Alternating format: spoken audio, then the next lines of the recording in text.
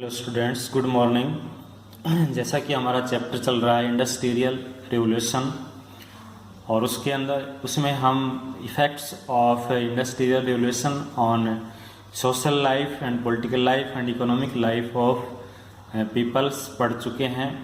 और आज एक नई कैटेगरी है, यानी कि जो कि इंडस्ट्रियल रिवोल्यूशन का बेस रहा है, यानी सीधी सी बात है औद्योगिकरण में मजदूरों का यानी emergence of a working class और क्या इफेक्ट उसके ऊपर आए। तो industrial revolution was a time of important changes in the way that children and women worked. यानी औद्योगिक क्रांति एक ऐसा समय था जब औरतों और बच्चों के काम करने में महत्वपूर्ण बदलाव आ गया था। Children of the rural poor had always worked at home और in the farms at jobs that varied during the day और between sessions under the watchful eye of parents और relative. Children of rural poor, गरीब घरों के बच्चे हमेशा काम करते थे एट होम, घर पर या फिर खेतों में। That varied during the day और बिटवीन सेशंस, यानी अपने खेत में या माता पिता संबंधियों की निगरानी में तरह तरह के काम करते थे। Likewise in villages women were actively involve in farm work. गांव में औरतें खेतों के कामों में सक्रिय रूप से भाग लेती थी। दे रियर्ड लाइव स्टॉक, वे लकड़ियां इकट्ठा करती थी। दे रियर्ड लाइव स्टॉक, वे अपने घर का पालन पोषण करती थी।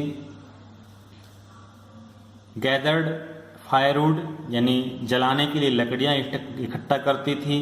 एंड स्पन यार्न, और सूत काटती थी।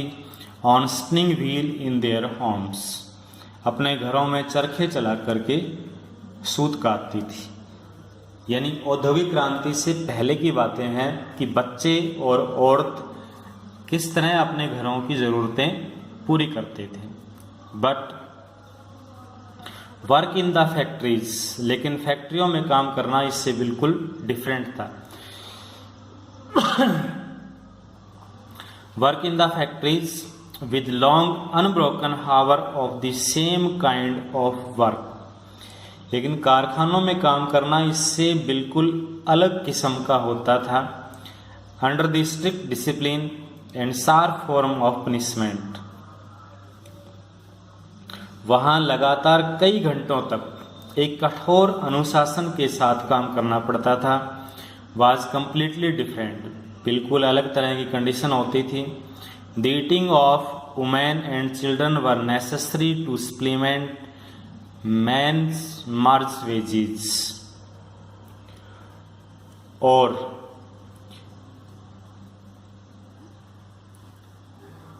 was completely different. The earning of women and children were necessary to supplement men's merge wages,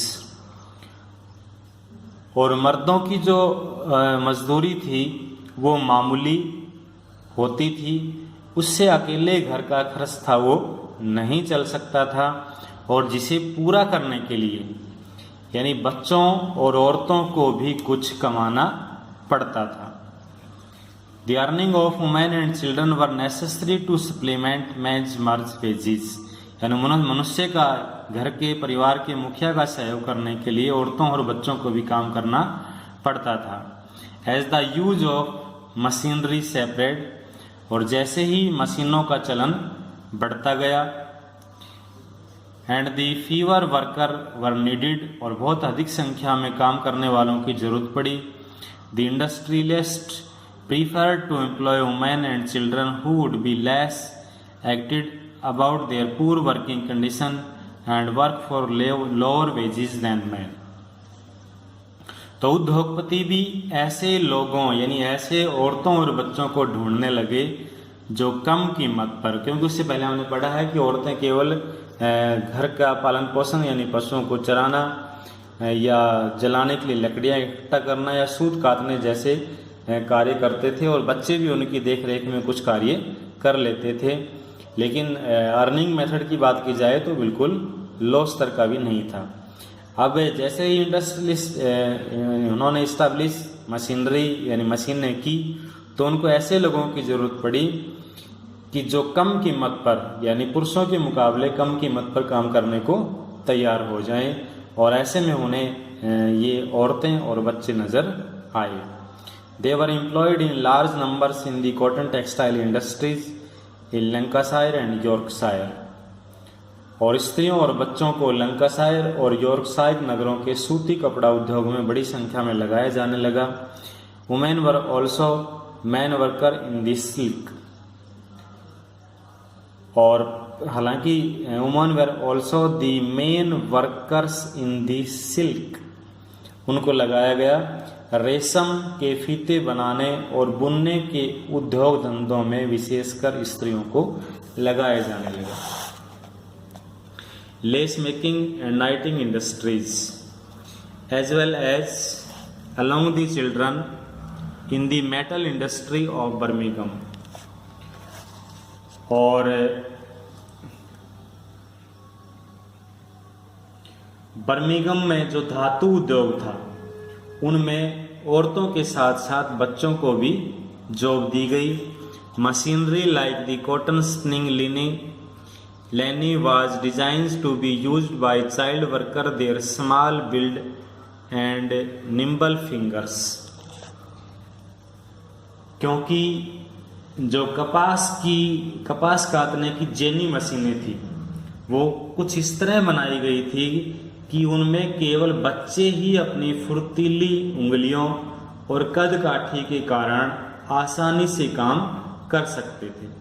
बच्चों को अक्सर कपड़ा मिलों में रखा जाता था, क्योंकि वहाँ सटाकर रखी गई मशीनों के बीच छोटे बच्चे आसानी से आ जा सकते थे, और बच्चों से एक बहुत लंबे पीरियड तक यानी कई घंटों तक काम करवाया जाता था, यहाँ तक कि उन्हें रविवार को भी मशीनों को साफ करने के लिए आना पड़ता था, और परिणाम स्वरूप उन्हें ताज़ी हवा खाने या व्यायाम करने का भी कोई अवसर नहीं मिलता था, यानी दी लॉन्ग हावर्स फ्रेश एयर और एक्सरसाइज, न तो वो अपना व्यायाम कर पाते थे न ही ताज़ी हवा ले पाते थे। Children caught their hair in machineries और क्रैश्ड देयर हैंड्स, कई बार तो बच्चों के बाल मशीनों में फंस जाते थे और उनके हाथ भी कुचल जाते थे। While some died when they fell into machinery as dropped to sleep from the exhaustion, और कई बार तो बहुत काम के कारण थक जाने के कारण और नींद की झपकी आ जाने के कारण वो मशीनों में गिर करके मर जाते थे। यानी सीधी सी बात है, औद्योगिक क्रांति के कारण ब्रिटेन का जो समाज था वो दो वर्गों में बट गया था, और ये वर्ग थे, एक वर्ग था पूंजीपति वर्ग और दूसरा वर्ग था मजदूर वर्ग। पूंजीपति एक छोटा वर्ग था जो पैसे लगाते थे, यानी इंडस्ट्री के वो मालिक थे। समूचे समाज के इकोनॉमिक जो लाइफ थी उस पर उनका नियंत्रण था, और समाज का जो मेजॉरिटी पक्ष था यानी अधिकांश जो लोग थे वो मजदूर वर्ग से संबंधित थे। जैसा कि हम पढ़ रहे हैं कि औद्योगिक क्रांति से तो पहले ये मजदूर स्वतंत्र रूप से घरों या खेतों में काम करते थे, लेकिन जब औद्योगिक क्रांति के कारण उनकी स्थिति में बहुत ज़्यादा अंतर आ गया, उनके पास न तो अपनी ज़मीन रही और न ही काम करने के औजार रहे, क्योंकि उस काम करने के लिए और इंस्ट्रूमेंट के लिए पूंजी चाहिए थी जो वो उनके पास नहीं थी। और इसके रिजल्ट के कारण वो शहरों में स्थापित जो इंडस्ट्रियां थी उनमें काम करने के लिए बाध्य हो गए, और वहां जाने के बाद वो पूरी तरह से जो इंडस्ट्रीज के मालिक थे उनकी जो दया पर निर्भर हो गए। उद्योगों के मालिक मजदूरों के साथ बड़ी ऑपरेसिव तरीके से पेश आते थे, और वास्तव में मजदूरों की जो दिनचर्या थी वो बद से बदतर हो गई थी। औद्योगिक क्रांति का प्रभाव हालांकि हम पढ़ रहे हैं कि औरतों और बच्चों पर तो पड़ा ही पड़ा, लेकिन साथ साथ इसका जो प्रभाव है वो पुरुषों पर भी पड़ा था।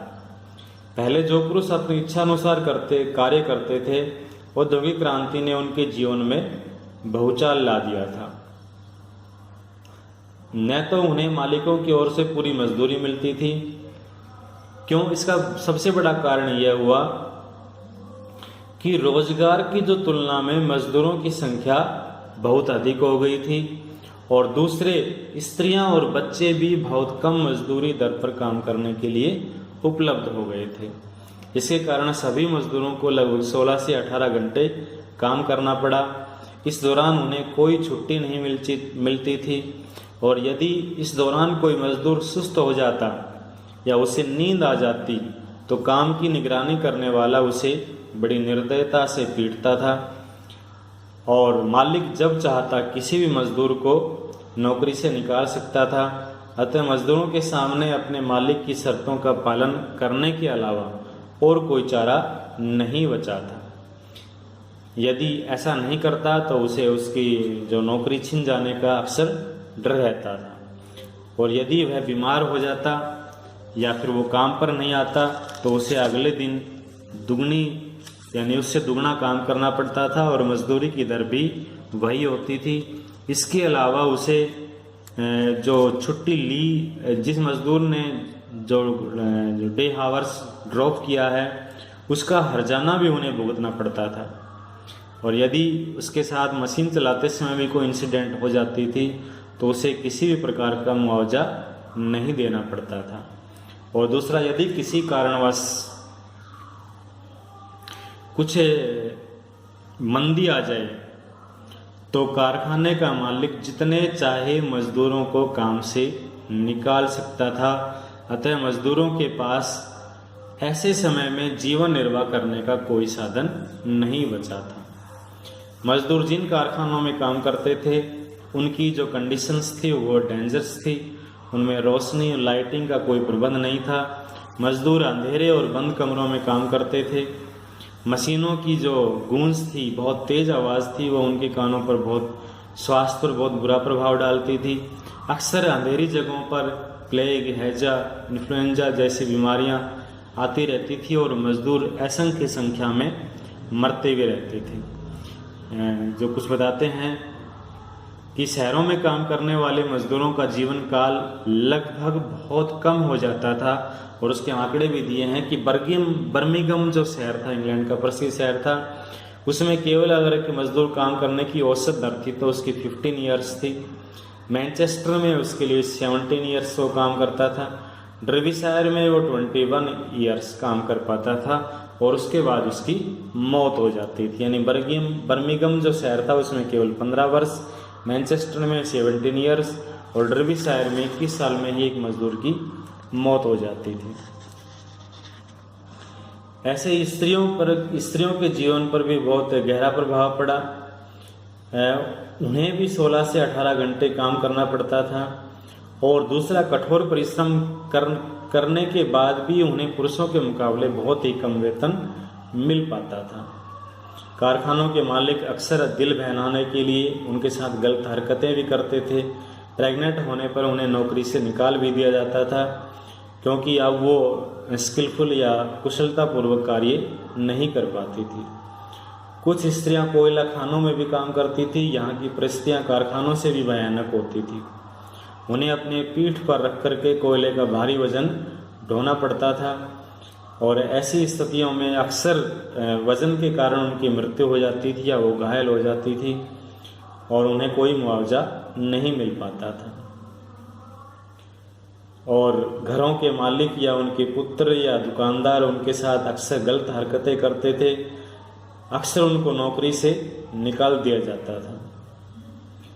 और रही बात बच्चों की, तो औद्योगिक क्रांति ने बच्चों के जीवन में सिर्फ और सिर्फ जहर घोलने का कार्य किया। इस क्रांति से पहले जो बच्चे अपने माता पिता की निगरानी में घरों और खेतों में कार्य करते थे, औद्योगिक क्रांति के कारण मालिकों ने बड़ी संख्या में बच्चों को भर्ती किया। ऐसा करने के पीछे 3 प्रमुख कारण थे। अक्सर बच्चों को डराना आसान रहता था, उन पर कंट्रोल करना आसान हो जाता था। दूसरा, बच्चों को बहुत कम वेतन देना पड़ता था। तीसरा, जो मशीनों की साफ सफाई थी वो आसानी से हो जाती थी। बच्चों से भी 14 से 16 घंटे काम लिया जाता था। उन्हें बहुत कठोर अनुशासन का पालन करना पड़ता था। अक्सर नींद आ जाने पर उन्हें कड़ा दंड दिया जाता था। बच्चे कार्य करते हुए एक मशीन का जीवन व्यतीत करने लग गए थे, जबकि अन्य समय एक जानवर का जीवन व्यतीत कर रहे थे। कारखानों और खानों में काम करने वाले बच्चों के स्वास्थ्य की ओर कोई ध्यान नहीं दिया जाता था और इन्हीं कंडीशनों के कारण ही आने वाले समय में प्रोटेस्ट मूवमेंट औद्योगिक क्रांति के दौरान खड़े हो गए थे।